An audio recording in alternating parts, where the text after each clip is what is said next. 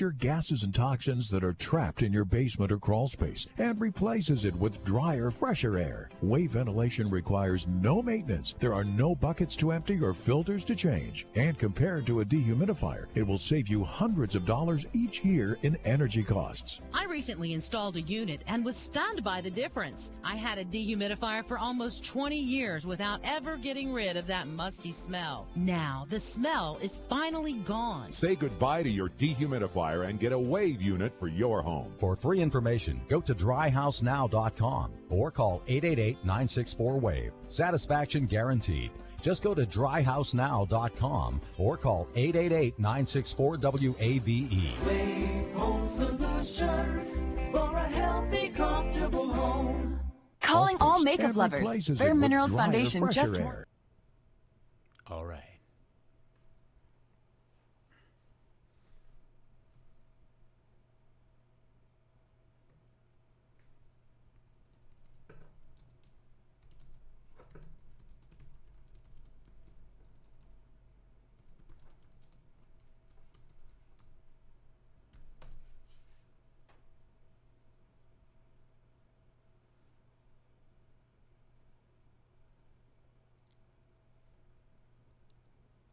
$20 dog. Thank you, my brother. Man, anytime. Hey, that's cool. We'll do the whole show this way. Like late night dance R&B for the ladies. Getting lean and mean in 2015. Man. That's how I'm going to do it. I did that. Worked out already this morning. Already. I have come here to chew bubblegum and kick ass. And I'm all out of bubblegum. Things are going to start happening to me now. Live exclusively for WCPT AM and FM in Chicago and streaming worldwide at chicagosprogressivetalk.com. Standing up and speaking out, here's Hal Sparks. All right, you primitive screwheads, listen up. To do the vibes. Well, here we are in 2015. I can't believe it myself. I think a lot of us are shocked. You know, I saw the movie 2012. I thought we wouldn't make it to 2013, and now we're 2 years past it, and that movie just gets funnier and funnier every time I see it. So does Back to the Future. That's right. Didn't we just cross a threshold? We did. So yeah. the future. Do you see how they dressed in that movie? That's how I dress. And good news for Chicago Cubs fans, this is the year. Oh, yeah, that's to Michael right. J. Fox. Wouldn't that be... Do you think there'll be one of those, oh, my God, like Hollywood knows the future, that government tells them what they're planning to do? It's part of a infotainmentwars.com. We got the document. It could be that, or Michael J. Fox could finally just ascend into sainthood. Well, he's pretty darn close. Yeah, I got to say. I'll give it to him. Yeah, I agree. He's an extraordinary. And quite frankly, one of my big motivation movies that I watch is Secret of My Success. I will pop that on in the morning. Yeah, because it's one of those go-getter movies, but it's a fun version of it. It's not like watching Rudy and stuff where you have to get all emotional about it or something. But it's one of those movies like, yeah, the little guy can make it. Yeah, I got a chance. You know, literally. Well, he's not that. He's same height as. Isn't he the same height as Stallone? Probably. He's shorter than Joan Jett, I believe, though. Well, all right. But I don't know that Joan Jett is particularly small. I think she is. I've met her. She's a tiny little thing. Is she? Well, yeah, everyone's a tiny little thing to you. Well, yes. Yeah, you gargantuan monstrosity, you. I'm a beast. I'm a knuckle-dragging. Just all you can say is, I am Groot the rest of the show. For those of you that don't know, Johnny Million is ginormous. He's a tall dude. I'm about 6'3", depending on... Yeah. On the how long I've been. If he puts his, you know how like when you make a bird with your hands, when Johnny does that, it looks like the face hugger from Alien, tail and all. He's not wrong. I'm doing it right now for my wife, and she's frightened. It's true. Lisa's here, by the way. Is she in studio? That's awesome. She is, but she is so comically clammed up right now. She's about 4.5 feet away from any microphone that might work. Oh, we'll have her diving in by the end of the show. Excuse me. I beg to differ, and I don't beg. Well, if we can claim anything on this show is that we are welcoming of female voices, especially when we deal with female topics. That being said, that is true. Yeah. Today we're going to kind of go over. I suppose some of them will sneak in there just because we're going to be talking a lot about 2014 and the oh my goshness that was that year. Because I mean, there's a lot of stuff went down in the last 12 months that, you know, some of it I don't know that anybody saw coming, especially, you know, the Bill Cosby thing is a great, I think, standout of that. Of all the like if you told us that 2 years ago, that all that stuff would start to happen around you, it'd be absurd. And it became a reality this year that became a point of the stuff with the interview, that became a pivotal, nearly security level, international event with North Korea, you know. And then, of course, we have reestablished relationships with Cuba. That's so cool. I mean, I don't even know that other presidents have even tried. I think they've talked about it in cabinet meetings and then blown it off. But the fact that this president just went, I'm doing it. Sorry, guys. Enjoy, but it's happening. It's within the purview of what I can do. And the hair on fire freak out, you know, from about 20% of the Republican Party and the deafening silence of the other 80% about it is extraordinarily telling. And this is almost indicative of how out of touch those who run the Republican Party are with the leftovers from what that party used to be. You know, they now, and we're going into 2015 with a bit of a nervy future. Mm-hmm. Because they now control the House and the Senate, and they control more state houses, I believe, since, you know, I'm going to go back to the Dust Bowl. It's been a long time. It's been 40 years or 50 years since they've had, this many state houses. And I have a theory on this, and it was sort of an epiphany this morning. To quote Jack Nicholson, I was standing in the shower this morning when I realized I was destined for greatness. And I had a thought. We have always had a hard time, from progressives and the liberals and Democrats, of motivating our voters and getting them out there. Uh-huh.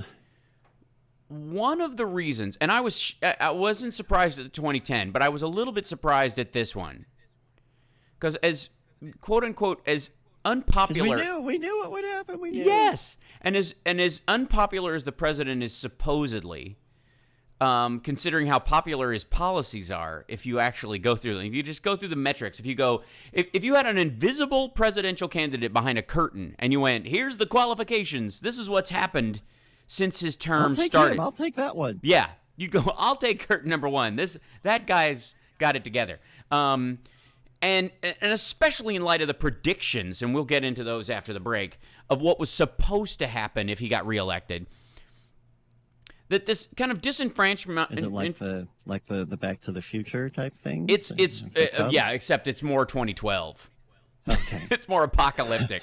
That if he gets reelected, I mean, $10 a gallon of gas. That was the prediction, if you'll recall. Well, that's pretty accurate so far. Yeah. That if we didn't start the Keystone Pipeline, we would never get below 6% unemployment ever again. We're at 5.9, I think, 5.8 right now. Amazing.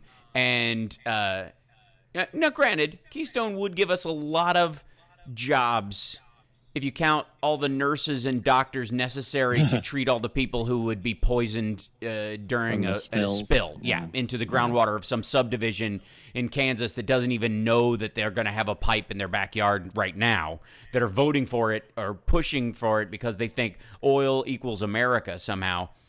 Even though it's tar sands oil from Canada that goes onto the world market, but never mind that. Apparently, they want the bypass. Right. I have a theory about that too. That sounds like those states wanting the licensing fees of letting a pipeline go through their state that they'll get from TransCanada and all these other oil companies. I guess.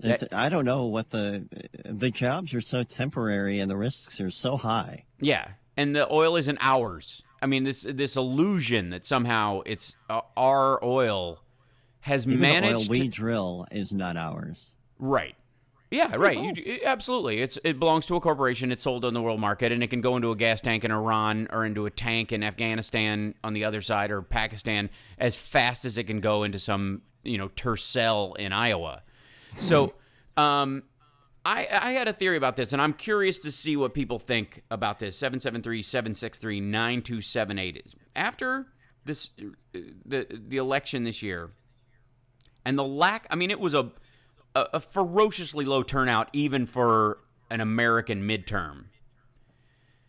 I think that there's a little bit of laziness and kind of artificial disgruntledness against the president that some, if you watch, I love Lee Camp, but if you watch a lot of him, if you're that kind of person that watches a lot of Lee Camp, you're going to vote against, I don't like the president, so I'm not voting for anybody, or Russell Brand or something like that.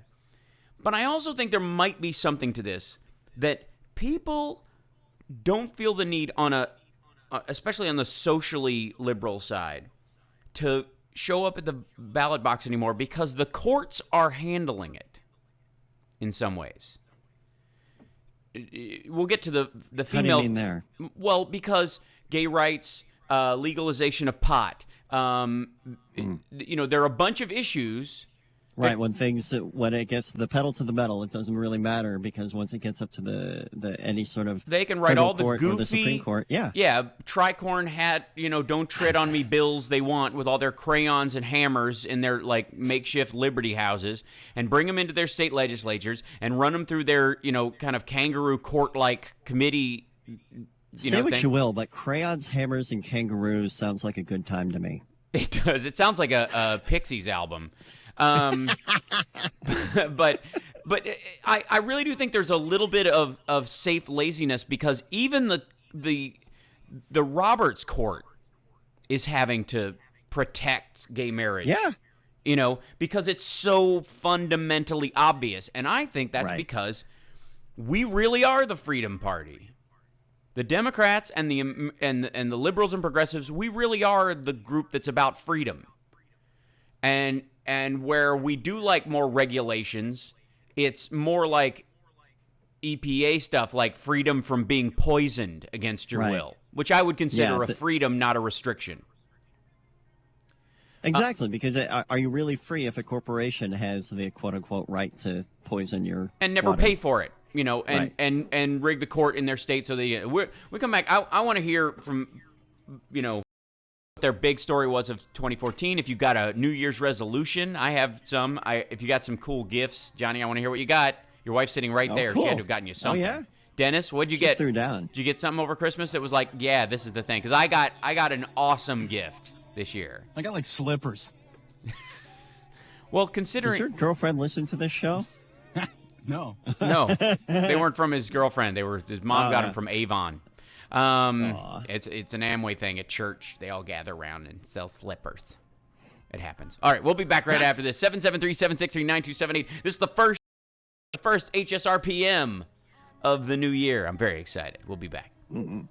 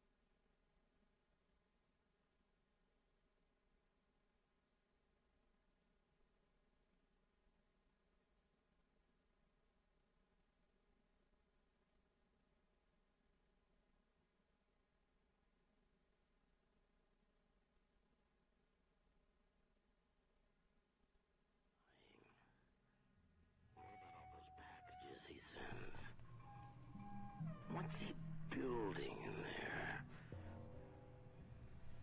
And you're listening to the Hal Sparks radio program, mega worldwide on Chicago's Progressive Talk, WCPT. This song is creeping me out. Right on, man. That's a Johnny Million one for you. It didn't get into the song. That's the problem, right? That's pretty much how the whole song goes. Oh, nice. Okay, yeah. cool. Yeah, it's called "What's He Building in There" by Tom Waits. Oh, okay. Hal, I heard you covering for Norman and Goldman, and a guy totally gave me props for my songs. That's cool. Yeah, I did. I threw in for Dennis in a heartbeat. Yeah. Oh yeah. Like, and I got to be honest. I almost felt bad in front of their engineers there. You know what I mean? Because I'm like basically saying, I got the man. Yeah. Nobody else could touch him. Hi, guys. Through a glass. But they were actually, I have to say, that was a really cool experience, and I appreciate everybody calling in. We had a couple of crazies and a couple of trolls. That's what makes a regular. Doesn't Norman get them too, though? Yeah, well, he's got some regular trolls, which I think is the sign that you've made it in this business of radio. You know? Well, he'll go toe to toe with any ding dong. So to speak. All right, now look. New Year. Right, and you have not changed a bit. Apparently, that was not part of the New Year's resolutions. But I will tell. Let's tweet that to Norm. That's why we love you, Norm, because you will go toe to toe with any ding dong. And could we get? I don't know if we've got any artists out there, but if we could get some people to just draw what they think that might look Photoshop. Like. Quit it. So the again, by the way, does anybody know what year this actually is? If you count for like just overall history as opposed to the Gregorian reset. Anybody? No. You know what I mean? Because I think there was an Egyptologist who was going based on some written stuff that if you go by. When we first started, when cave paintings started turning into sentences, that was about 10,000 years ago, and people started making paragraphs that we can keep anyways, that weren't on parchment or something, or, they were too busy being chased by saber-tooths and woolly mammoths to, really finish a thought. So it's just like, there's a bison, me, I gotta go. But when we actually started, making more than just cave paintings and really starting to write down some sort of history or oral tradition started about 6,800 some odd years ago. So this is the year 6,875 or something like that. Some odd. Yeah. So, which makes it even more embarrassing if you have holdover resolutions from last year. Oh, yeah. Yeah. Do you have any of those? Did you have any of those, Johnny? Where you're like, I still got to do this. Not the real personal ones, but... Man. I'm not a big resolution guy because I'm always trying to tweak and improve, even if I'm on a downward spiral. Sure. I'm always trying to tweak always and try improve. to tweak that downward spiral, build up some speed. Exactly. You know how I could really fail quicker. Right.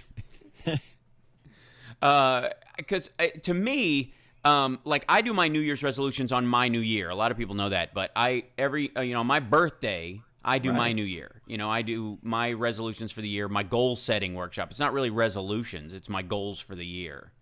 And so, but when New Year's comes, I'm like, okay, I'll throw in one. And I think that's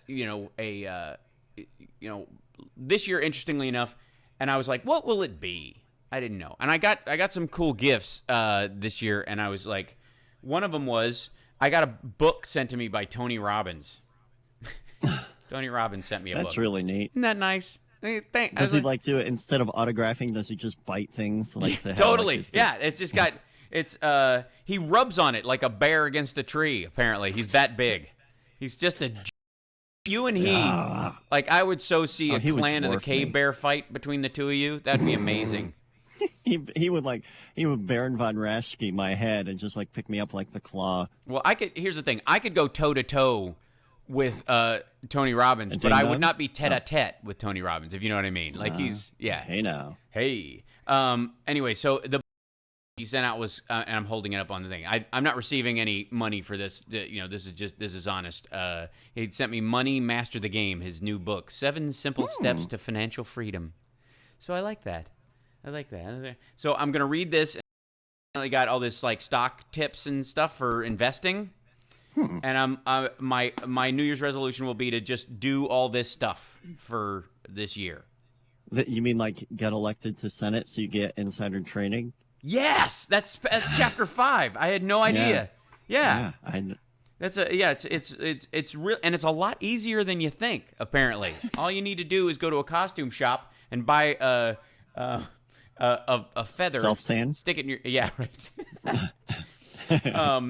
Bronzer. But I will say before we get into the serious topics of what we're going to discuss too, my girlfriend got me the best gift ever this year, which was a DVD copy of Mr. Frost, the Jeff Goldblum movie. Nobody knows what this movie is, and it is really hard to find. He plays the devil, and the devil is apparently a serial killer who gives himself up, is committed to an institution, and his whole goal is to get his psychiatrist to kill him, to prove that psychiatry doesn't work and that the devil is still real, that evil is real, and that we suck the life out of everything by making it clinical and stuff. It's a great movie. He's terrific in it. There's some spotty parts, and it gets very Damien Omen in a couple of areas, which annoy me.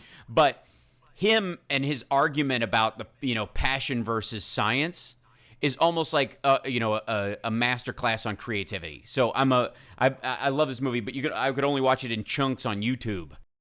On Netflix, it's nowhere. So you got to pull some. Can you pull some clips from it at some point? I'll throw some stuff up there.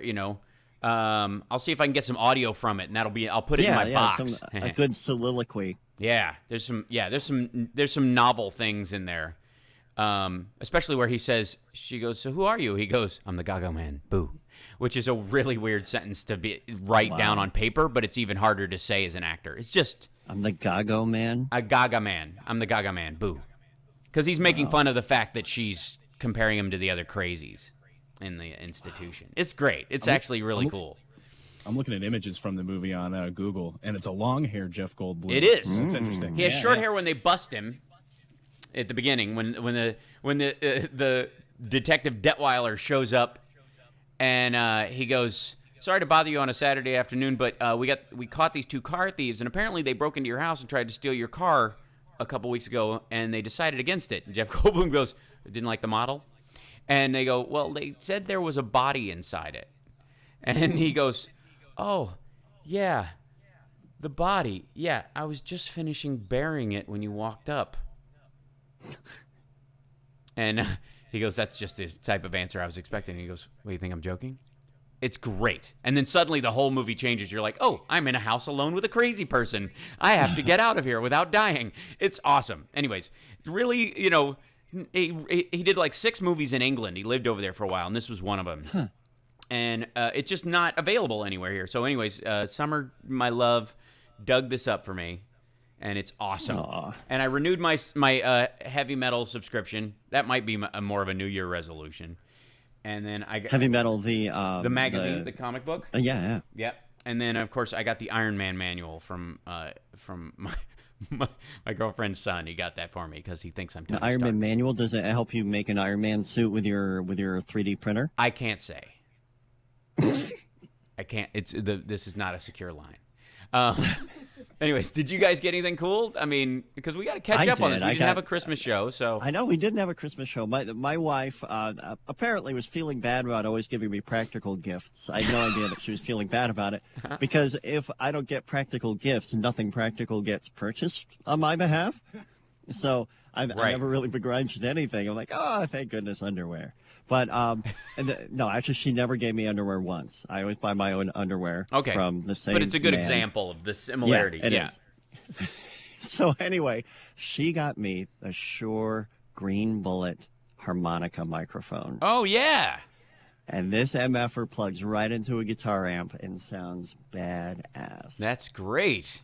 It's really, really cool. And like a little clip where I can just have, instead of wearing the bandolier like the guy from the Traveling, or no. Blues Travelers? The Blues Travelers. I must say Traveling Wilburys. What's the name of that one band with the fat man? Right. I can't pull off that look with a bandolier because I have to. I'm not nearly obese enough. I mean, I'm working towards it, but I'm not nearly obese enough. So I got like a little belt clip that I can put on my guitar strap. I just have 3 harmonicas in there, and what? That's great, man. That's pretty awesome. Look at her. You haven't really heard me throw down on the harp yet, I have you? never. I don't think. You're gonna. I've got a recording I can share with Dennis. Maybe you can play it. There we go. Dennis, play it, please. Little convoy.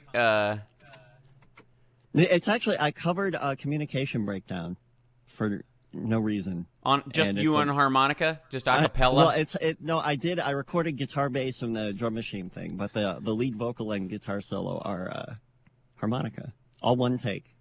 Oh wow! Yeah, it's pretty. See, neat. that's how we do it. We're rock guys, and no auto tune, just fire away. Hell no. Yeah, remember that? I forget what song it was like. Don't Fear the Reaper or something that was coming on, and I'm like listening to the harmonies on that, and I'm like, there's no auto tune, just some dude with a tuning fork going boom. This is your note. Yeah. And they sound so wrong. So many things sound so wrong when you auto tune them. Like I've heard Billie Holiday recordings that have been auto tuned, and it sounds miserable. Right. Well, there will be no. I auto-tune the show, but I do not auto-tune any of my musical recordings. That's why. And the news. And you will enjoy the news as we come back. Okay, we got to take a break. We'll come back. We're really going to get into it because there's a lot of stuff that's going to change this year politically, if it hasn't already. And it's not. I don't think it's going to be the way the Republicans thought it was going to go. I think they think it's going to be a big win, and I think it's going to suck for them. I really do. Republicans, get used to the idea this year is going to suck for you. We'll be back. It's the House Parks Radio program, mega worldwide on Chicago's Progressive Talk. The Awesome. Hey, baby, let's keep in touch. More than a touch, I want you to reach me and show me all the things no one else can see. So watch I feel, because mine as well.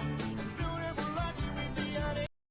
What's yours is mine. The patient's fine, and it doesn't have to run. So don't you leave me alive, oh yeah. Why you wanna give me a run around?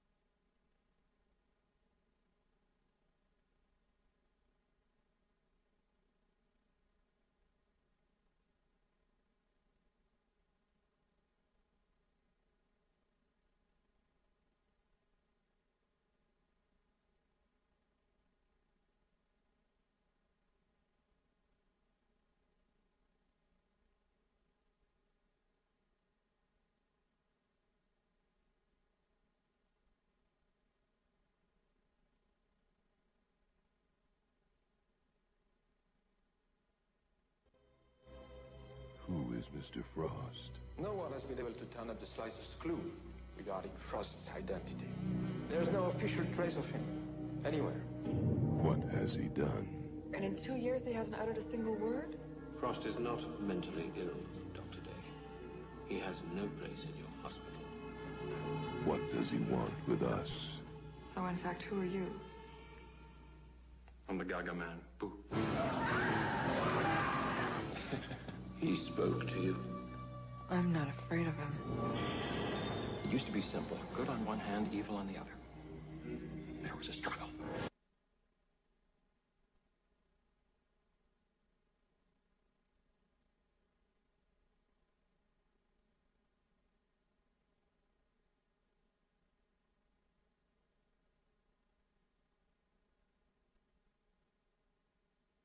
I was wondering if you'd like to make 150 grand in 2 hours.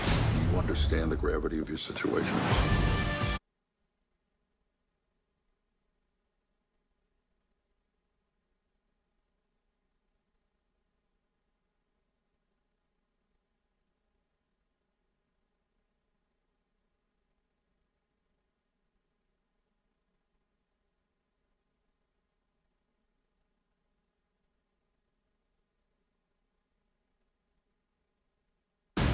wondering if you like.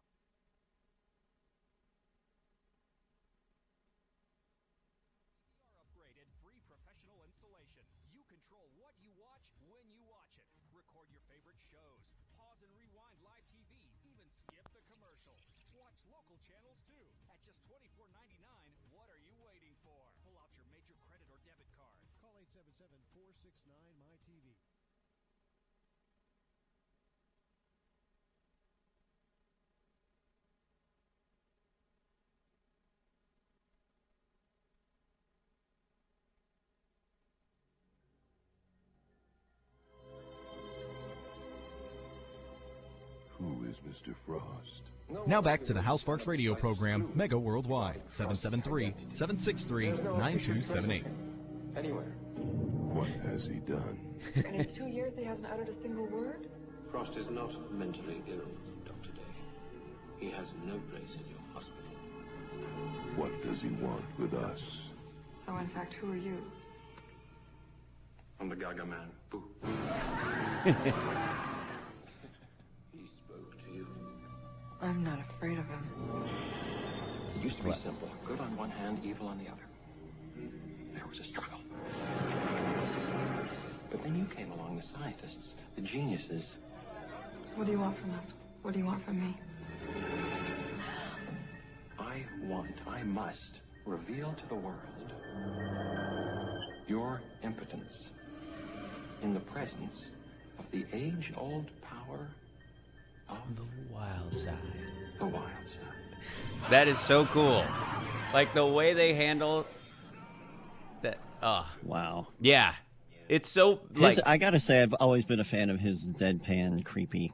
Oh, He's really it's amazing. good at it. And you know what it is he's able to be almost sweetly charming along with he being usually creepy. does have some sort of smirk, like I know something you don't smirk. Exactly. I mean, it's During the almost whole time. he almost hangs his career on the fact that he's got a cat that ate the canary look on his face all the time. Yeah, pretty much. But that whole movie is full of that, and it takes all the, It's so funny that he's in that movie, which made nothing, and he's in Jurassic Park with Sam Neill, who was Damien Omen.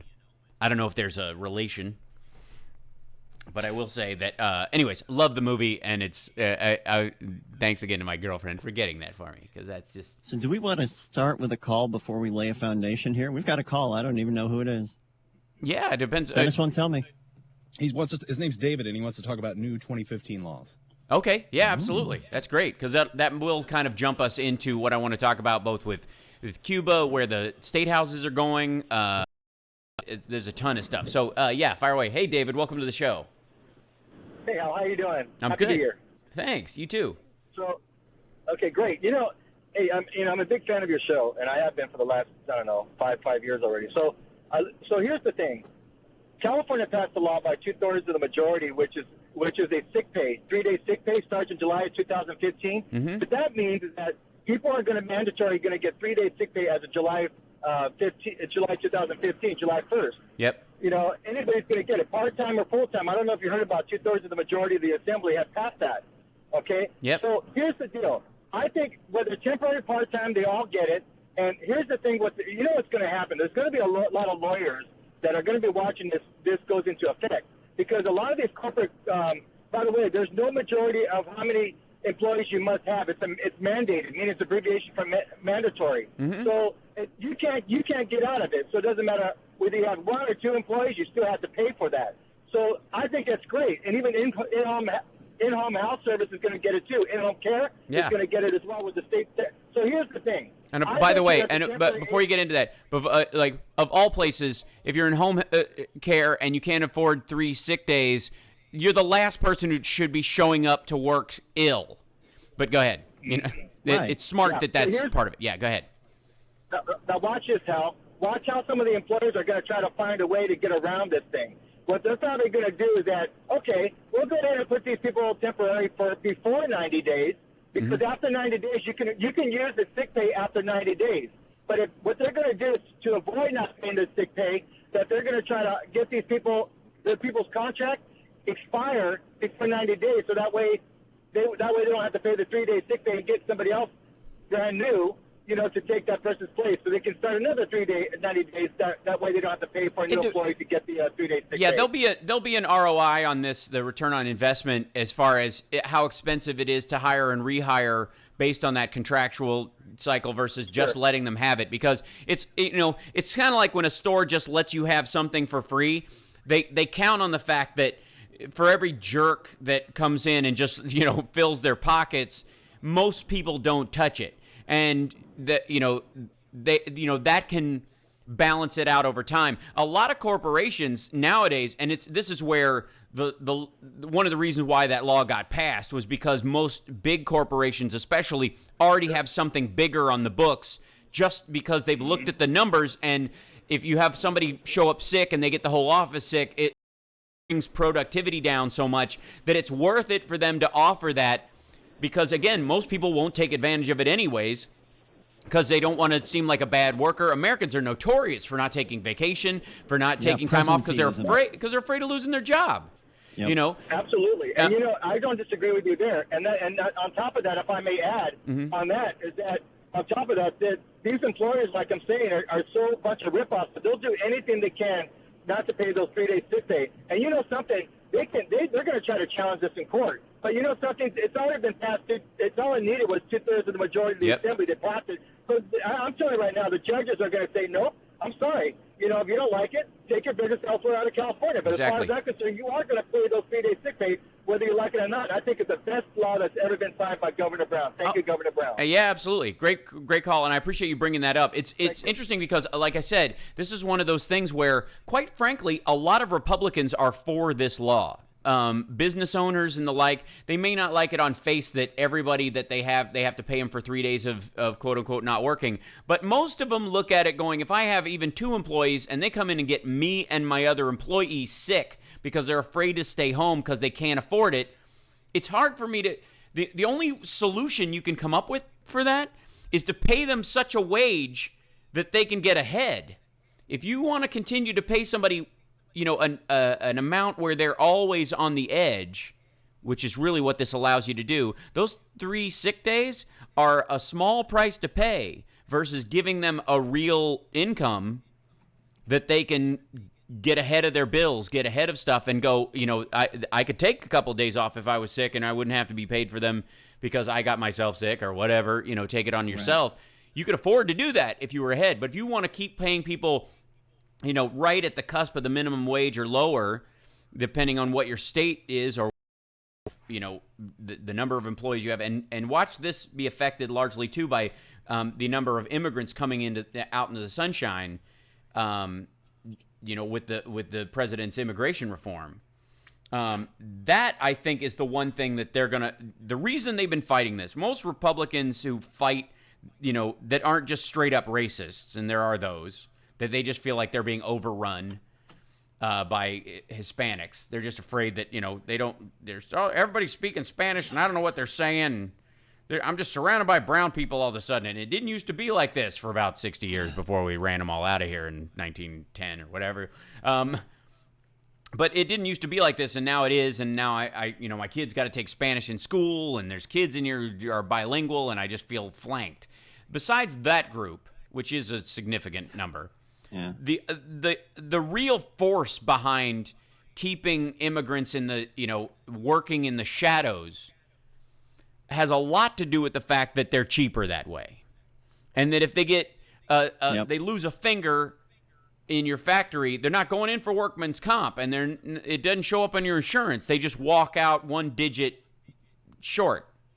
And they don't. Right. Yeah. A lot of the situations that I've seen, and I work in payroll, and I've seen companies who are really concerned about employee verification, and we can only guide them so far, and some places say we're above board, but our competition, they don't really pay their employees, but they house them, and they can fire them for no reason, and when they get fired, they get kicked out of the housing. Right. And it's much handier than having to pay Social Security tax. It's and indentured servitude. Tax. I mean, it's slavery, and at its root. And it's rude. At its root, I said. at its root. Yeah, at its base. I said it's, its it's root. slavery in essence. But it's always struck me as funny because I fill out as an actor, I fill out dozens of forms. I'm sorry, you're an actor. Yes, thank you. That prove that I am an American citizen, and I'm on camera. Like, it would be nearly impossible for me, like, wait a minute. I think that guy snuck into the country from Guatemala. Who? The guy on Criminal Minds. The lead. Him, look. Right. The Dexter. You know what I mean? Like, you know, there might be an occasional zombie on, on The Walking Dead that slips through the cracks. There has to be. On principle. They're like, I'm going to be an extra in this movie. Yeah, right. I'm Canadian down here on a student visa, and I really love the show. So I'm going to borrow my buddy's ID and go down there and do it. But the reality is that keeping people teetering on the brink is an incredibly functional business plan. Yeah. And that's whenever you hear people going, we got to seal up our borders and blah, blah, blah. That whole self-deportation thing and why, deporting them in buses wasn't going to fly is because a lot of them need the workers. And buses don't fly. That's an excellent point. Yeah. Hello.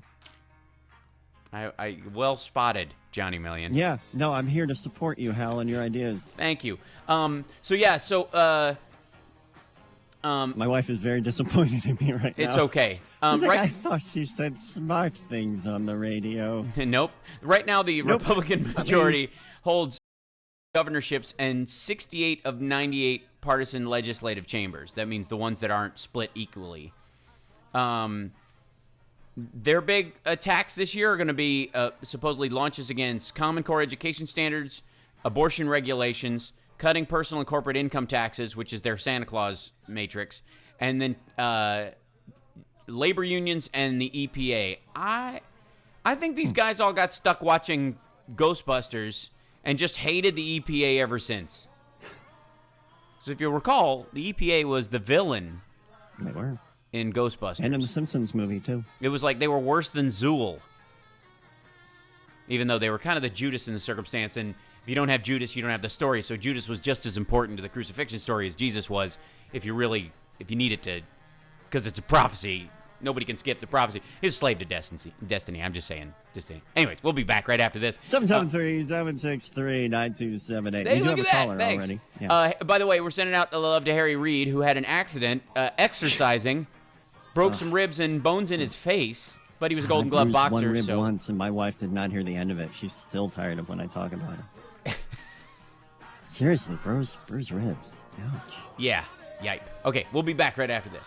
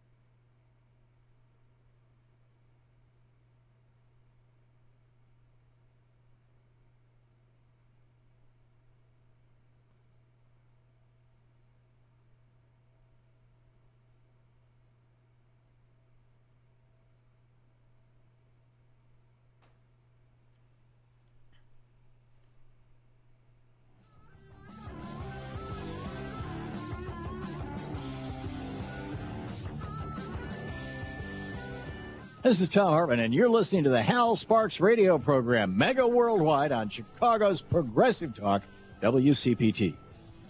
Welcome back to the show. 773-763-9278 is our number. And, of course, next hour we will have our happy ending because I think it's appropriate to start off the new year right.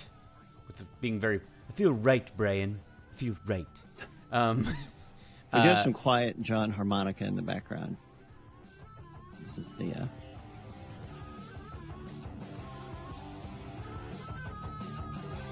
Dude, you are so talented. Thanks, man. Yeah. I've been saying that to you since high school, but it's true. You really have. Yeah.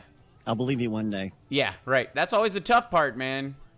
That's that's the tough part is, you know, because people want you to settle down. People want you to calm down.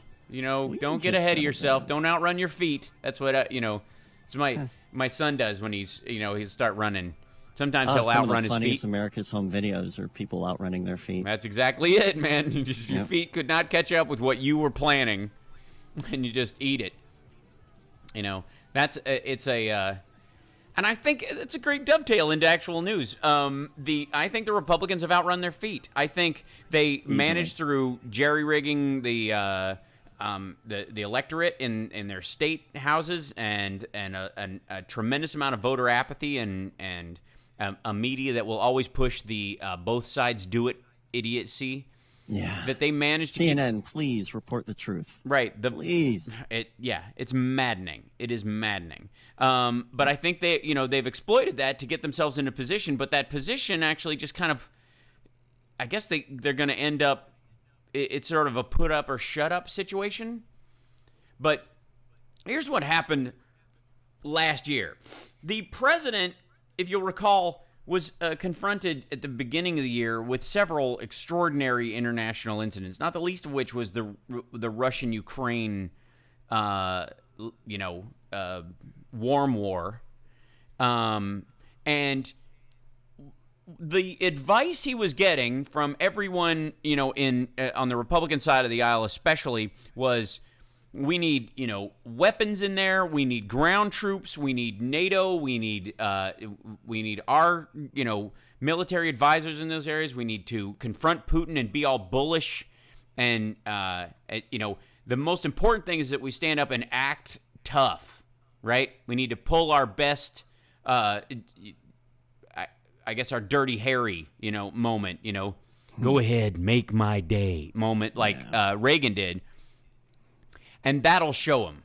You know, that'll be the thing. This, you know, these sanctions are not going to work. And we're just looking like a wuss. It was kind of amazing that the Republicans that were almost cheering on Putin, like, this guy is gutsy. Oh, they loved him. Yeah. Everything they loved about Putin is what they would hurl at Obama as what was wrong with him.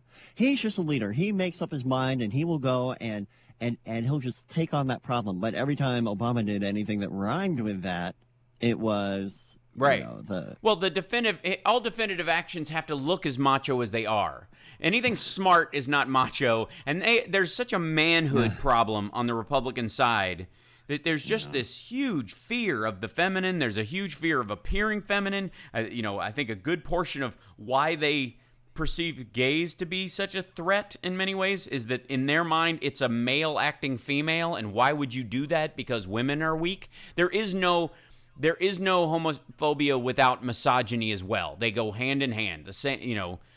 Don't expect loving support of a wife or a girlfriend from a guy who's afraid that anybody might think he's gay, because he'll, you know, a lot of them will punch her to prove it. Nice. Yeah, it's nuts. Anyway, so they looked at Putin this year like, now that's what a leader does. That's what, you know. Meanwhile, the president's like, no, I don't think so. I think we can dial this back a little bit. We've got a couple of plans, you know, to deal with it. And, of course, sanctions will allow them to work, and then we will have discussions about them. Putin sent Obama a New Year's message. And it was like an edible arrangement? Yeah, it was fruit on dolls. No. I want to find it here. And we do have a couple calls in the dugout. Born online. Oh, Which good. means fewer Sorry, costs, oops, which sorry, that's saves an money. ad. They're Stop running ads, virtually crazy people. Which saves Let's talk over the ads. They are not paying us. They are not paying us. Forget those people. I was trying to look up Putin's clip. You know what he said. Let's take the calls, and I'll find exactly what he said. We can take one call before we reach the end of the hour, and then we'll. Sweet. Yeah, we've got Paul from California who's got a comment on some energy issues in 2015. All right, there we go. Hey, Paul, welcome to the show. Well, thank you. There's new laws in California. There's this one law that requires the utilities to pay the homeowners who have solar panels for feeding their surplus solar onto the grid. Right. And it's modeled after the one in Japan that requires the utilities to pay homeowners 53 cents a kilowatt hour for feeding solar onto the grid. So this is a way to turn homes into an investment vehicle and make money. Someday we'll pay our mortgage on the solar that we generate and feed onto the grid, and each home becomes like a little oil well. Only right. It's cleaner and safer and quieter than an oil well, and so your home becomes a way to pay the mortgage and keep the lights on and make homes attractive. In Europe, they're predicting that homes will soon use solar to pay the mortgage because you probably heard Germany broke the world record for generating solar last summer. Yeah, their efficiency standards are through the roof right now. It's pretty great, and a lot of it, by the way, is technology. Much of it invented here, but not made here. That's the curious part. Is that we keep our universities through government funding and through alumni associations paying to really build out these science departments have really created some amazing stuff. And instead of going, this is American ingenuity, and treating it like the new, GM of the 50s, the right wing runs from it. And I think it's that macho issue, man. There's something like macho about digging in the ground and getting that oil out of there and that gusher, it's very male. But it couldn't possibly be the sunshine. Right. You can't get energy from sunshine. That's so baseball. We'll be back right after this. Thanks for the call. It's the House Sparks Radio program, Mega Worldwide.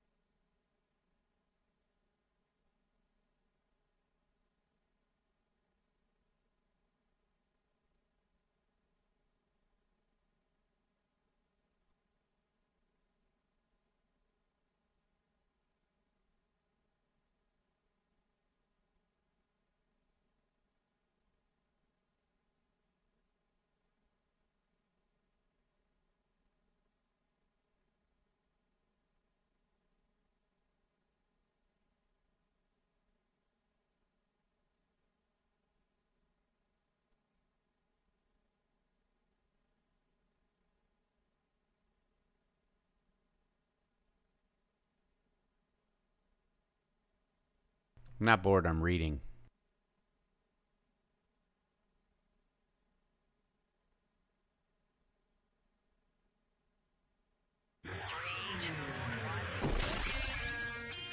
I have come here to chew bubblegum and kick ass.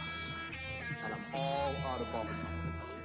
Things are going to start happening to me now.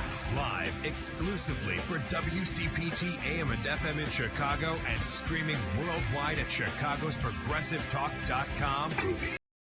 Up and speaking out, here's Hal Sparks. All right, you primitive screwheads, listen up. To do the binds. Welcome back to the show. Okay, so the my dear friend Steve Marmel on Twitter reposted a thing from Go Left that is also, there's another article about it on I believe Daily Kos, and Think Progress has a similar thing, Crooks and Liars. They've all got these GOP predicted failures by 2015 due to Obama's 2012 re-election. Number one, the price of gas would be $5.45 per gallon. Michelle Bachmann posted a Twitter picture of gas under $2 a gallon. Something, by the way, she promised under a President Bachmann, if you'll recall, when she was speaking on the campaign trail. Two, unemployment would be stuck over 8%. We're going to see chronic high unemployment continue 4 years or longer, said Mitt Romney in September of 2012. Number three, the stock market would crash. Under Obama's re-election, Donald Trump, Charles Bilderman of Forbes, and Mark Faber of Bloomberg TV all predicted serious drops in the stock market. Now, not only is it doing better, which you would kind of expect it to do on even a mild punch-up, but wouldn't you say that the stock market at 10,000 would be considered a good thing by most Republicans? 10,000, considering it was, Yeah, 6,000.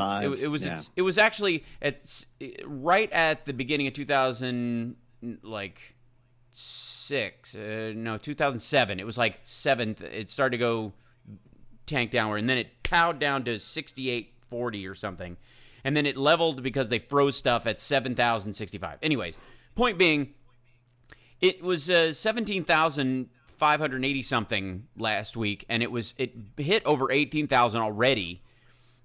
Which is another record. It's broke 35 records this year alone, and going up. Is it the primary example of a strong economy? No, it's not the final indicator on it, but it's certainly a leading edge. And if it was a Republican president, they would be dancing in the streets saying, "I told you so." There would be a chorus of "I told you so's" from the Republicans, but only in this modern Republican Tea Party era could a 17,000-point stock market, 10,000 points over how the president found it when he came into office, 38% up last year alone. Since 2012. It's technically 38% up since 2012, but 35 records just in the last year alone. Can you imagine any Republican president where they would actually go on the news and say this is a bad thing and it's probably his fault? This is going to, that. And meanwhile, if you'll recall, 14 was Bush's high, and that was all based on a lot of artificial stuff, not the least of which was the war fueling a lot of contractors and big companies building and spending stuff. It's a good investment when you've got government writing checks for stuff you're going to blow up, so you don't have to pay it off later. They're going to make more. Number four was the U.S. economy would collapse. This is a quote. We're doomed. I know mathematics and I know economics. I know history. I know socialism, statism, Marxism. I know where it goes. I know what happens at the end of it, said Rush Limbaugh in September 2012. Wow. This was his final warning. If we had Obama in office, this would, I know mathematics. I know economics. Do you think any of these people are coming up and going, you know what? I gotta give the guy credit. He was right that we did need a stimulus. It probably could. This might have happened sooner if we'd have gone bigger a little bit. Made it as large as he'd asked for, right? Yep. I mean, the chances of an infrastructure bank this year are fairly slim. But if we did have that, we're talking a 20,000 stock market. That's right. I said it. That's right. I said it. And King David Lane said this week it's 17,951, but it went over 18,000. It broke that record last week or week before, right before Christmas, I think. Point being is that there was this illusion that after the election, the Democrats were done. It was evidence that Obama's presidency was over. That there is no way that he's going to get anything that he wants done. And then he just set about doing a dozen things that he wanted to get done. Not the least of which, he's continuing to push to close Gitmo. Part of what's going on in Cuba is related to two issues. And I don't know if people know about sort of the secondary backstory of this. Reopening up relationships with Cuba affects our military relationship with them, and also is tantamount to effectively moving towards closing Guantanamo by other means. It is another step in that direction. It's also partly connected to the president's, I guess, I don't know if it was a full conversation or it was, just kind of collaboration on a certain front, but the Pope has actually been pushing for this. Pope Francis, the good Pope, the new Pope, the one we like. Not Benedict, the former child Nazi whose job was to play a weird game of like 3-card Monty meets whack-a-mole with pedophiles all over the world. That seemed to be his idea of what being Pope was. So he became the first one to quit. This one kicks ass in a religiously respectful way. He's but one of the big things he's doing is, back to its center of kindness and openness. And the Republicans hate him for it. They think he's a Marxist Pope. But his feelings Cuba and the Catholic Cuba have a lot to do with alleviating the suffering of the people underneath the Castro regime. And the way we've been going about it has not been working. Short-term sanctions. How many years? Well, the thing is, short-term sanctions work. If your country's doing well and it's healthy and it's strong, and then the rest of the world stops buying your tomatoes and your rugs and your oil and and your shipping containers full of whatever knickknack you're known for, that's a problem. And Russia is finding that out. If you're Castro's Cuba, you've been screwed so long that you've moved on. That it's almost like North Korea. There's an element of, well, we're never going to get that stuff, so we'll either make our own or go without. It becomes a new norm. And once you establish a new norm, sanctions don't work anymore. If you want sanctions to work for Cuba, you actually have to get their living standard back up. So that it can actually, so that they're missing it. You know what I mean? You can't starve somebody out who's got a fridge full of food. Right, and you can't starve somebody being the only country that's not willing to do business with them. And every other country in the world. Well, the goofy part, okay with it. Why ultimately, besides the bone to pick we have with the Castro regime, which line him up with Iraq. We did business with Saddam Hussein all during the time we were not doing business with the Castro's family, especially. We did business.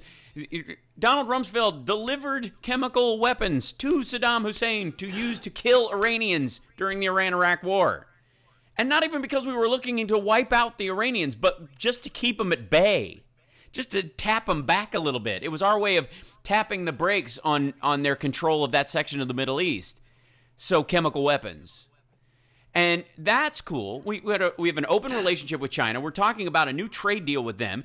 We made Putin dispose of Syria's chemical weapons. That finished last year. All the last chemical weapons, that was never going to work, and it worked. We're not in Syria at war, which is kind of that was a run-up just like the Iraq war at a certain point. Everybody was like, oh, well, it's going to happen. Oh, yeah, here we go. Yep, nothing we can do about it. And the president said, no, we're not going to do it. And and that's when the Congress said, you should consult us. We do, this is, if we know anything, it's sending other people's kids to the desert to die for a really weak foreign policy objective, and in many ways, they go ahead. Yeah, but I mean, 2014 was incredible in that way, but we literally start 2015 reestablishing diplomatic relations with Cuba. They're opening travel restrictions for family visits, journalists, professional research and meetings, which means economic stuff, education, religious activities, public performances, clinics, workshops, and athletic. And you remember when Rage Against the Machine went to perform in Cuba? What a big deal that was, and how they had to circumvent it and go through different countries to get there. And it's a boat ride from Florida. It's time. Sometimes you got to rip that Band-Aid off and start healing a wound. And this president, I think, was reinvigorated and proved right with the rest of his party on this election cycle. I think he was mad at Biden and the other guys for talking him into playing nice because they thought that was going to work. And if we don't tout our successes too heavily, they won't fight us too hard in these state houses and whatnot. And that never turned out to be the case. And I think he learned a valuable lesson. And so here comes more of the Obama we were hoping for. I predict Guantanamo shut down this year. That's my prediction. I'm willing to be wrong. We got a couple callers on the line, too, after the break. All right, when we come back, we'll take those calls. 773-763-9278. It's the House Mega Worldwide. Welcome to 2015.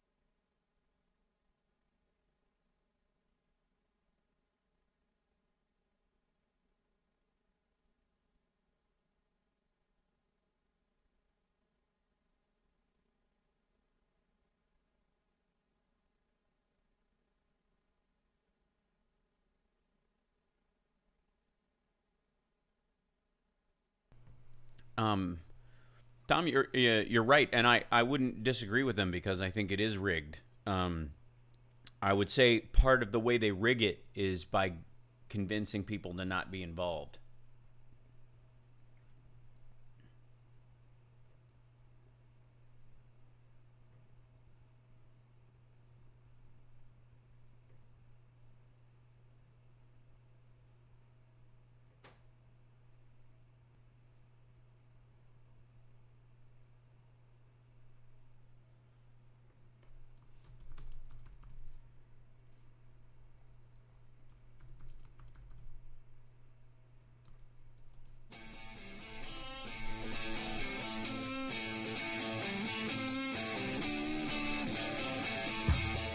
This is Tom Hartman, and you're listening to the Hal Sparks radio program, Mega Worldwide on Chicago's Progressive Talk, WCPT. Welcome back to the show. So, I was just saying during the break, we were getting, if you go to the YouTube channel, we obviously, for the Hal Sparks radio program, Mega Worldwide, we stream it online on YouTube, and I have a chat room going, and sometimes they can put that up or wherever. And one of our chatters, Tom, who's with us a lot, said a lot of people have given up on the political process because they feel it's rigged. And I was saying during the break that I agree with him. I think it is rigged. And I think one of the ways that they rig it, though, is effectively a campaign that might as well be a psyop to get people not to vote. Yep. It doesn't help. That mentality itself is part of the game. Yep. So, anyways, let's take some calls. 773-763-9278.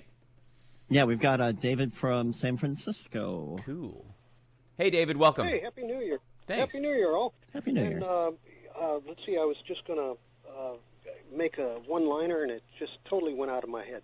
Hey, There's something about a question on Illinois law is what I saw. Mm-hmm. Well, yeah, I was going to raise this whole issue of new laws, and basically laws that are based on fake evidence or fake incidents. And America's just filled with them. Almost every one of our wars has been based upon fake evidence. Right. The Haiphong Harbor, Vietnam, and all sorts of them.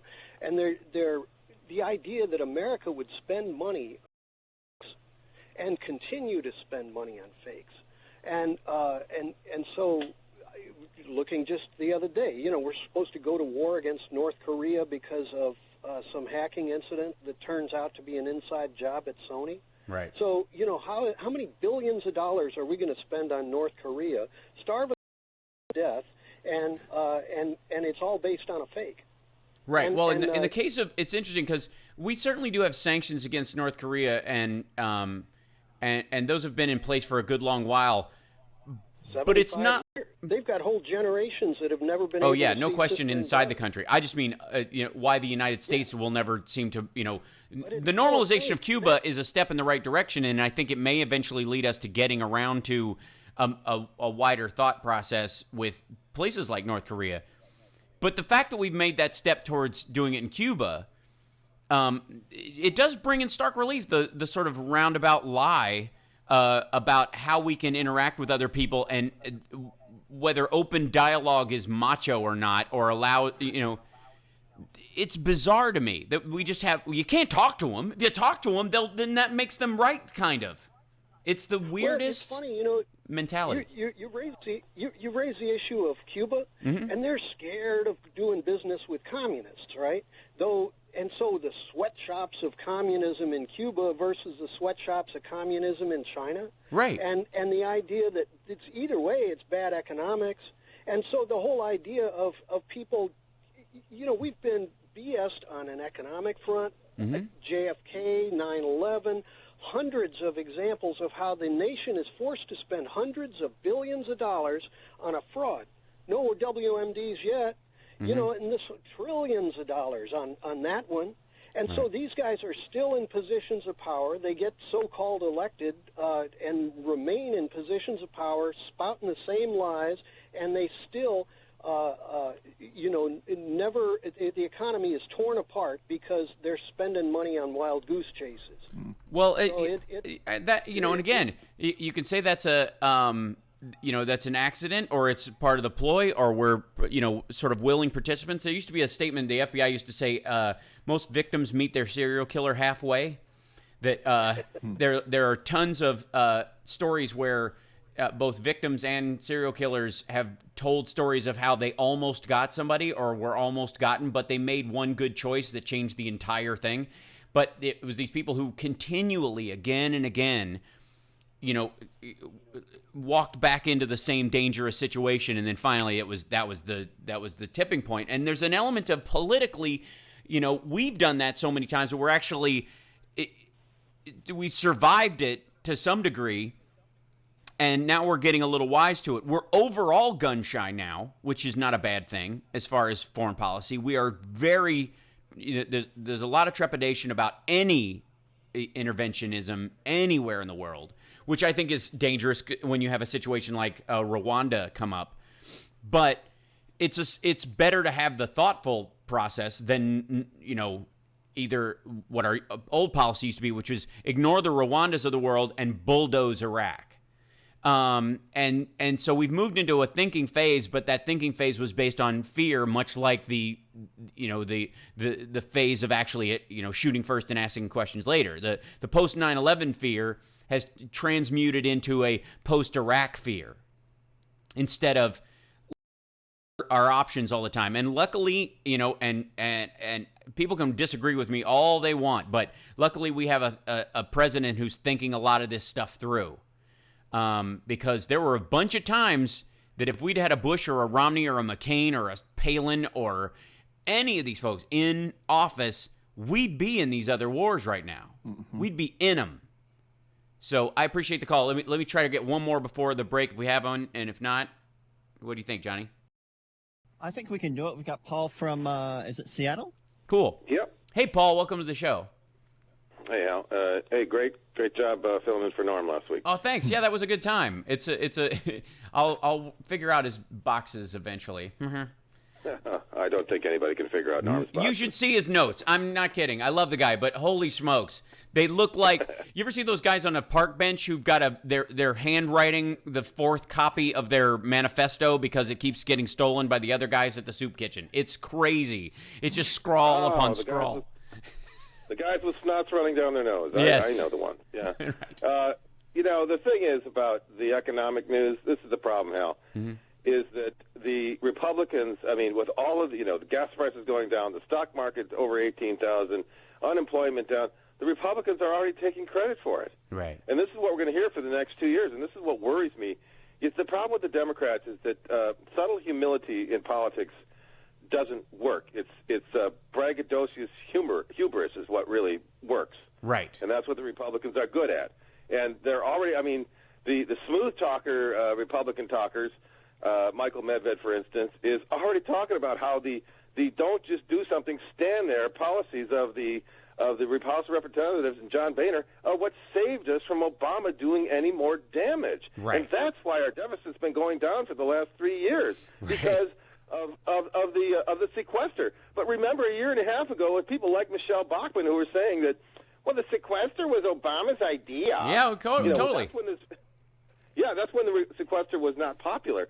But now that things are turning around, they're taking all the credit, and the Democrats seem to have no ability. And what worries me is that, honestly, I don't know that Democrats will turn out in 2016 anymore. That if you didn't have a reason to turn out, if you didn't learn your lesson from 2010 and in 2014 you didn't turn out, I think Democrats, they blithely go along, and I'm worried that they're going to say, oh, well, things are going pretty well now, why get all upset?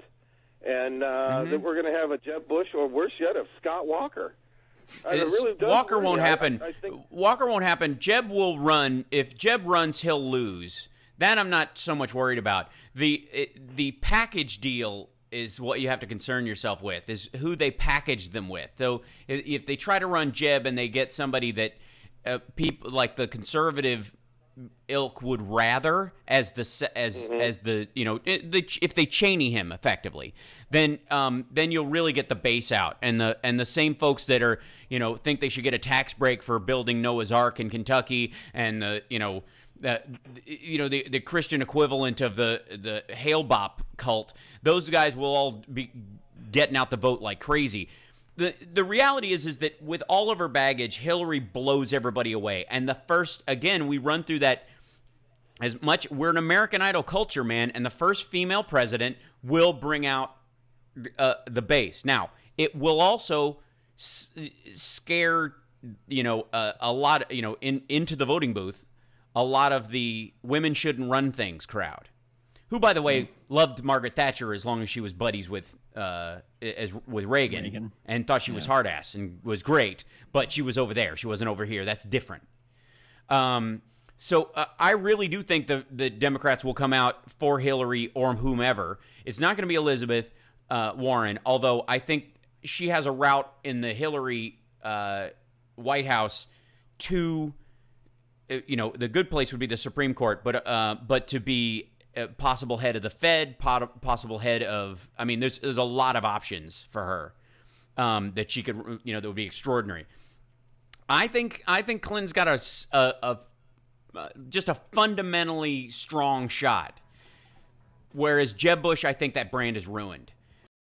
Our big problem is motivation at a House and state level. It's these House representatives and the local state representatives and judges that nobody knows anything about, and they just go local businessman versus teacher. And they check local businessman, who's the Republican, and the teacher who's the Democrat. They'll check because he knows business, I suppose. He seems to have a business. He runs 9 car washes and 2 strip joints. He knows what business is. And they end up being, nuts. They end up being Koch brothers or Alec lovers, and it's a problem. That's the big problem because, it's educating on that base level. It's going to be the tough part. We'll be back right after this. I'm way over the break. Okay, we'll be back.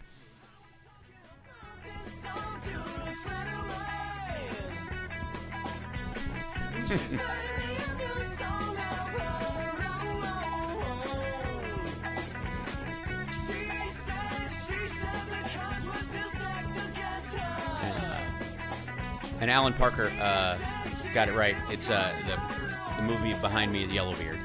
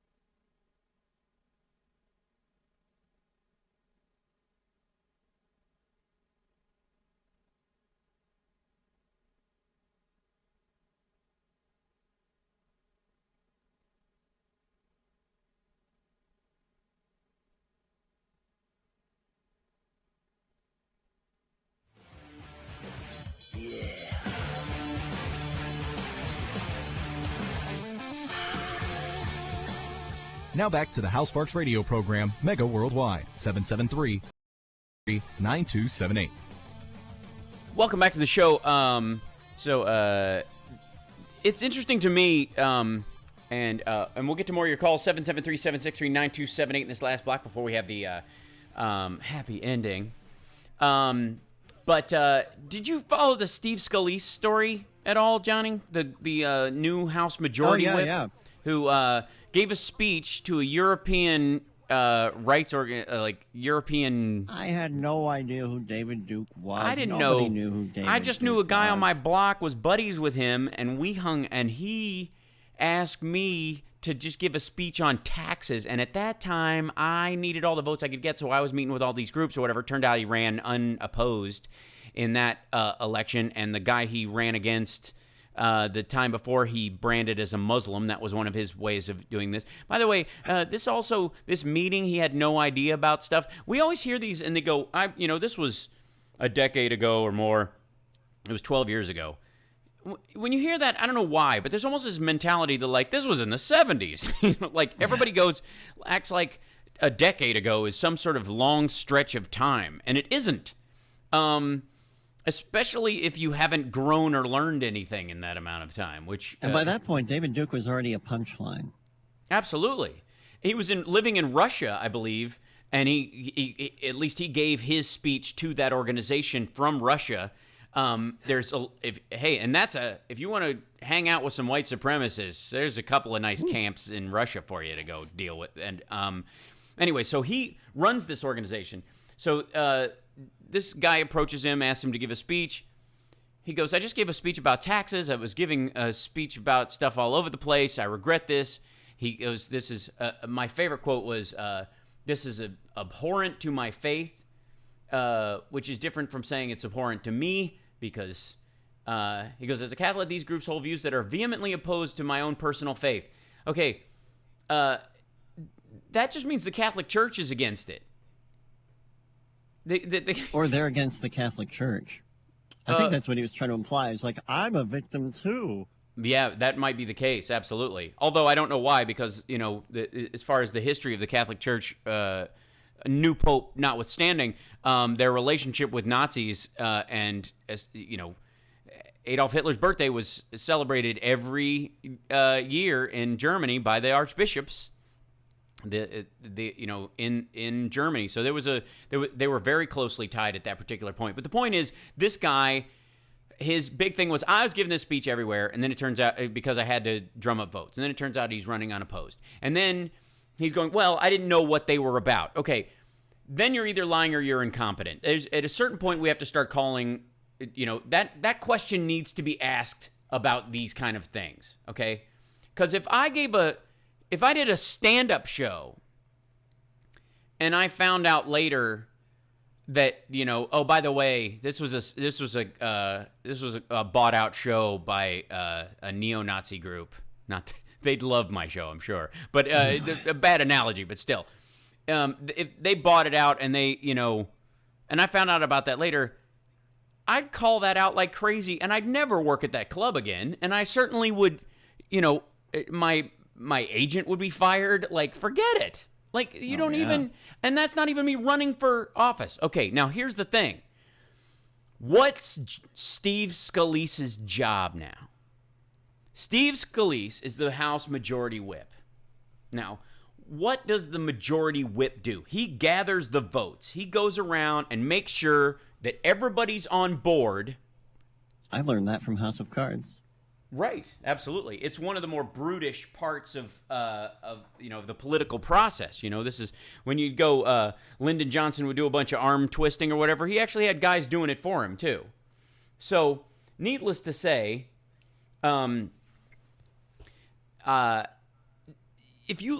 this guy's job now is to go office to office, caucus to caucus, group to group, and say, "What do you need for me to make this work for you?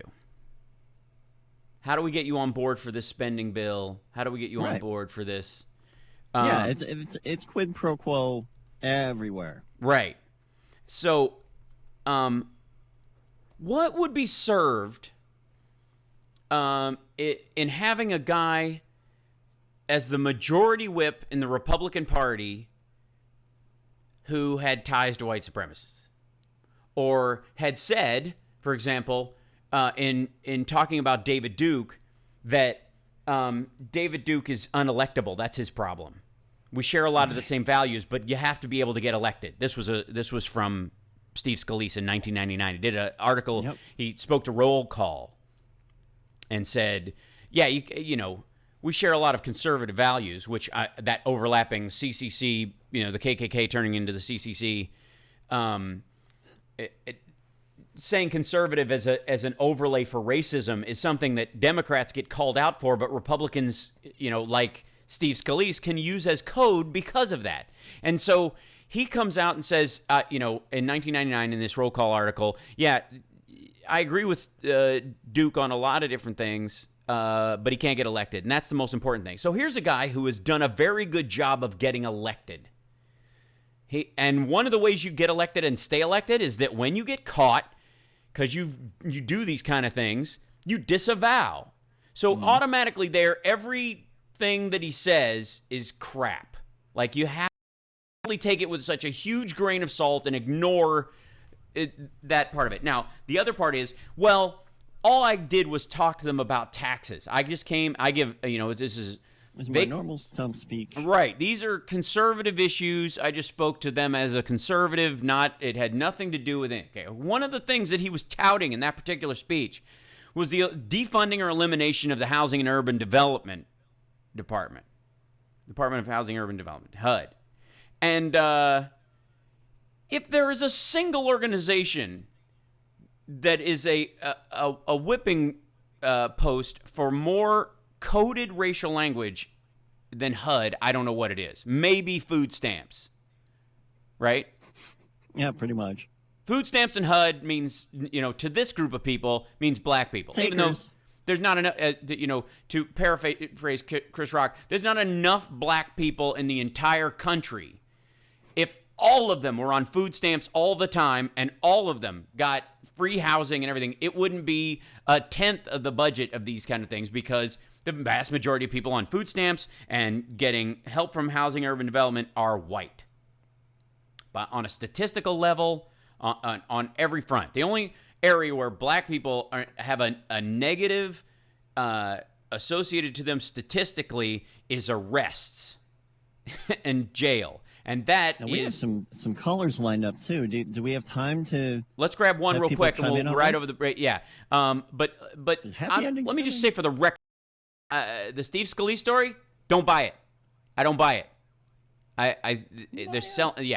I think this is code for, we got one of you guys in here. Don't worry about it. We'll cover him. We'll circle the wagons. He'll get to stay, but and he'll do what you want him to do.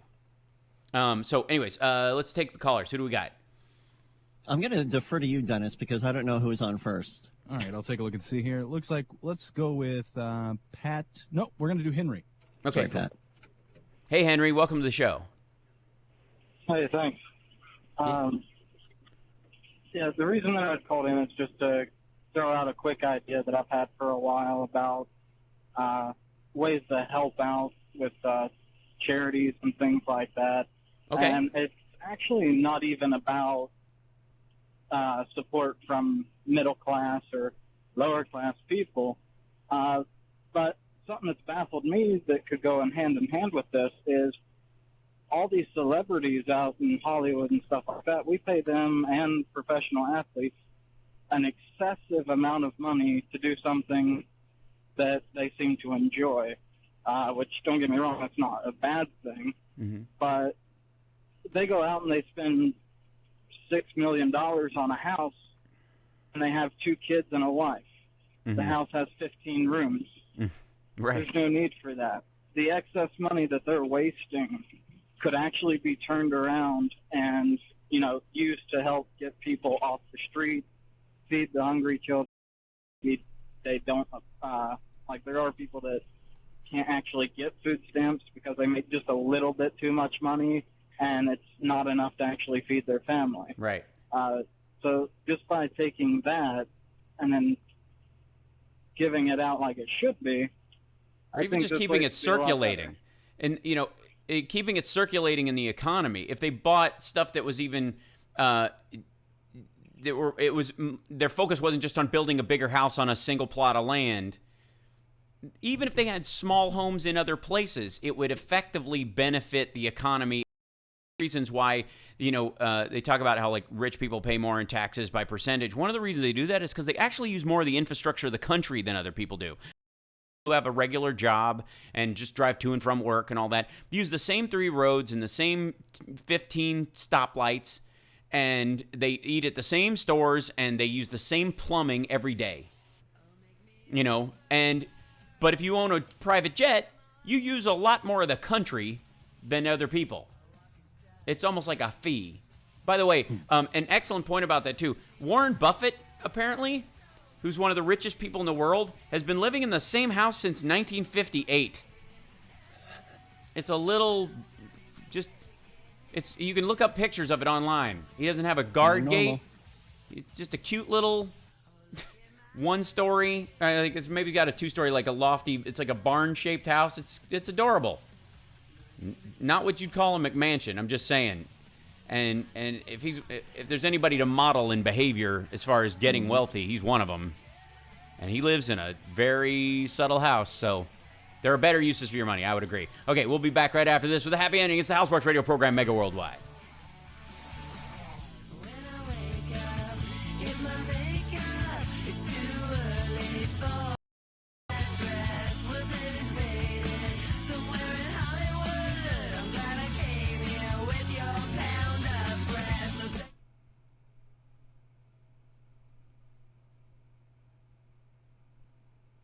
Hey, Hal, my computer with the internet's down over here. Would you be able to play the happy ending song on your end? Totally. Yeah. Let me bring up my... I was going to say, I heard accidentally once when listening to Norm.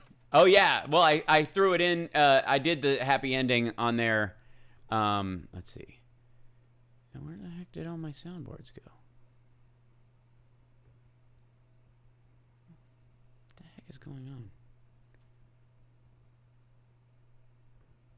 So I'll just tell you when to hit it, and you hit it. Yeah. Sounds good. I'll just play it, as we. I'll find. There we go. Okay, I thought I'd lost it for a second. Here we go. Perfect, and we got 2 more callers too. Okay, we'll grab them at the top, and then we'll do it. Deal. Like it. Excited. Super cool.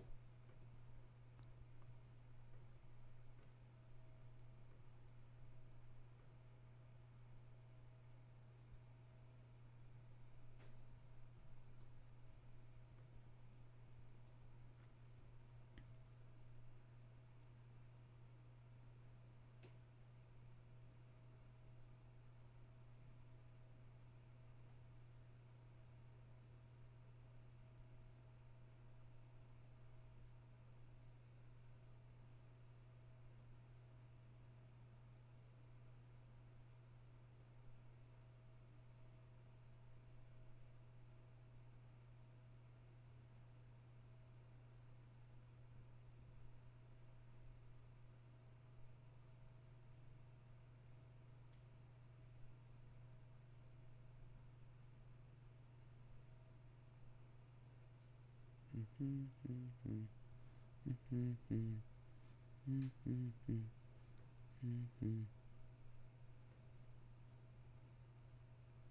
can't go. All the plants are going to die.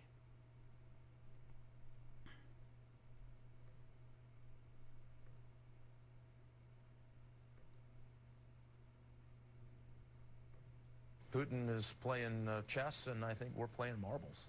And I don't think it's even close. They've been running circles around us, and I think it's really the naive position on the National Security Council and the President's advisors. Welcome back to the House Sparks Radio program, Mega Worldwide. It's now time for the happy ending.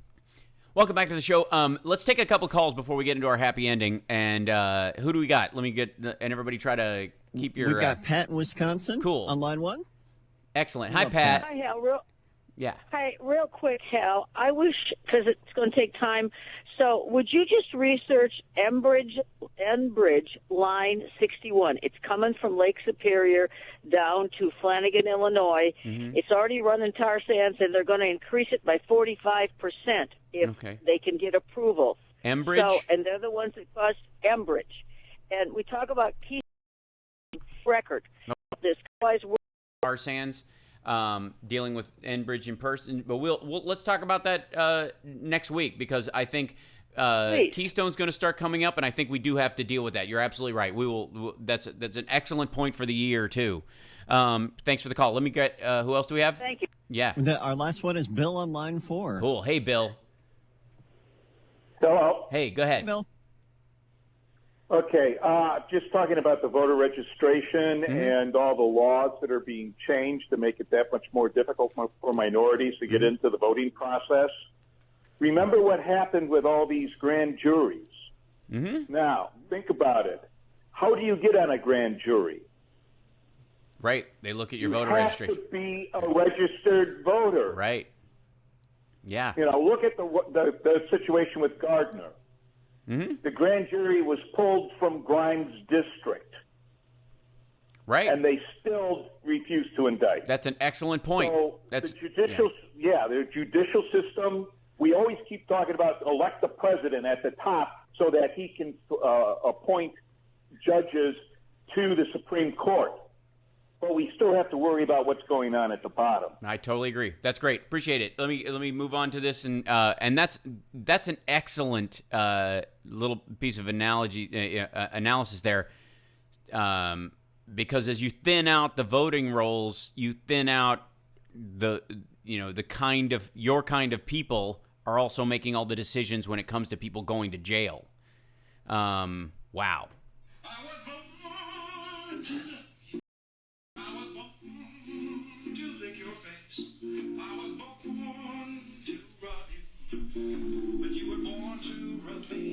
Okay, so that should have been louder. Sorry. That's my bad. That was all right. Was it all right? Sound okay? I rocked out to it. All right, cool. Okay, so first of all, I think the number one being that we made it. Looks like we made it. There's a couple of...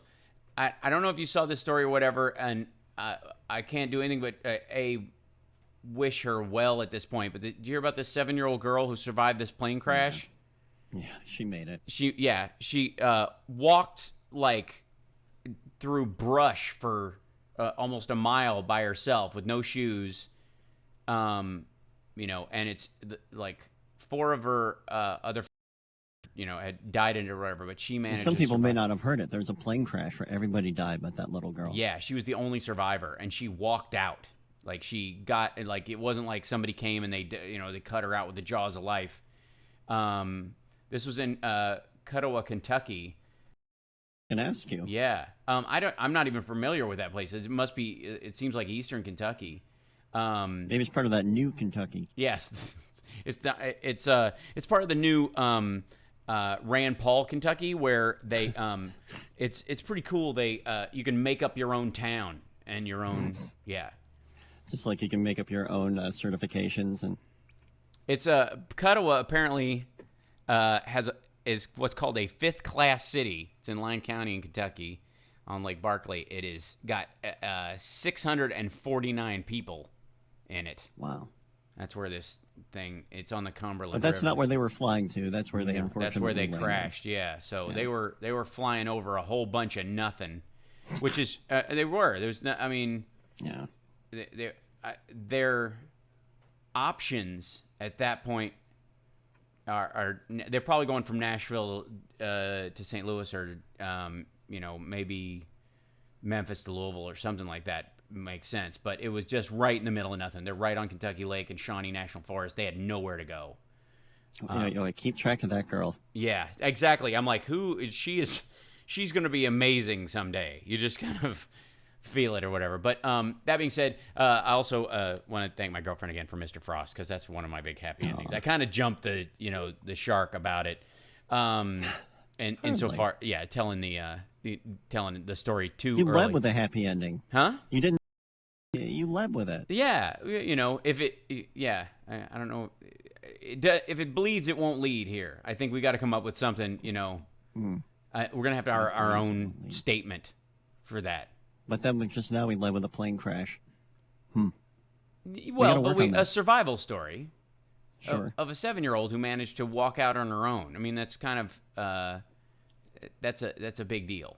I personally, I happen to think we actually had a couple of happy endings thrown in, kind of by some of the guests that called in, especially when you're talking about your solar energy paying for your house eventually. That is a good direction for us to go.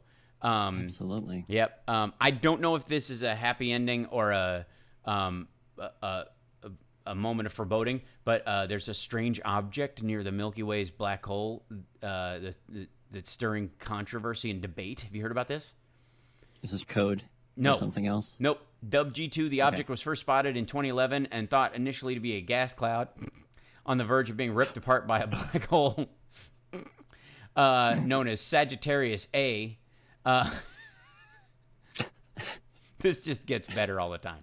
But when the object stayed intact, some scientists suggested G2 was something else, a pair of binary stars. But now a team of scientists at the Max Planck Institute for Extraterrestrial Physics in Garching, Germany, have sparked new debate, offering more evidence to support the gas cloud theory. I think it's a UFO. I'm just going to go there. But we have... And we can end this by saying, or so the Germans would have you believe. So they would tell us, yes.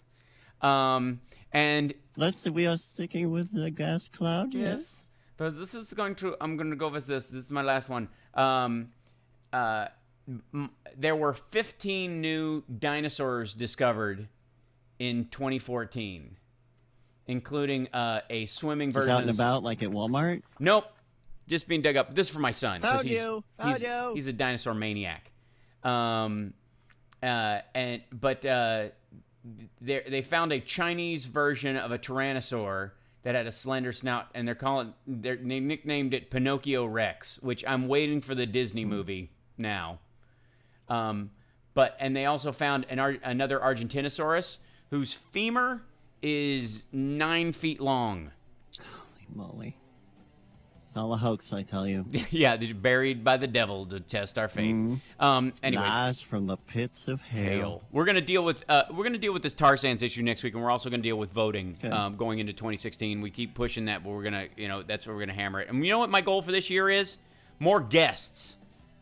Yeah. Let's have some political guests. Let's get some real Congress people on this show. We've been doing it without, and I think it's about time to start. We can do it. They've got to deal with us now. Yeah, rake them over the coals. We're legit. We've been on for a few years now. We're HSRPM, damn it. Thank you guys so much. Worldwide. Yeah, that's true. Thank you guys so much for a great year. I really appreciate you, Johnny, and I really appreciate you, Dennis. You guys are great. And Carrie, when she's there, answering phones, and even when she isn't. Thank you guys. HSRPM, we'll see you. Thanks, chat room. See you next week.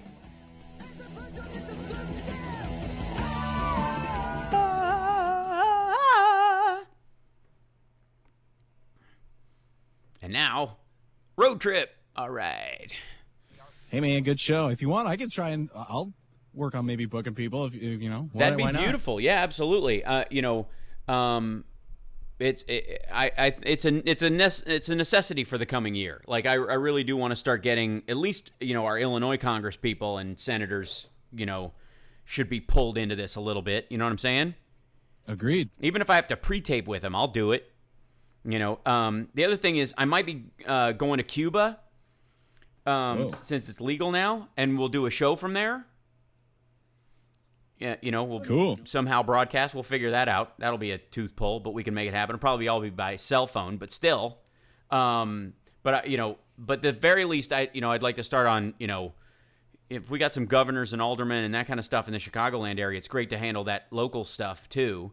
I know Dick does a great job with it, so it's hard to sidestep that. But I really do want to start getting some senators and stuff. I mean, we'll talk issues in the middle of the week on a Wednesday and see who we can get by the weekend. Know what I'm saying? Cool, man. I'll be just be in touch if you need Love help it. Anything. All right, thanks, man. Cheers. Bye. Bye. And thanks, chat room. You guys are rocking. Bye bye.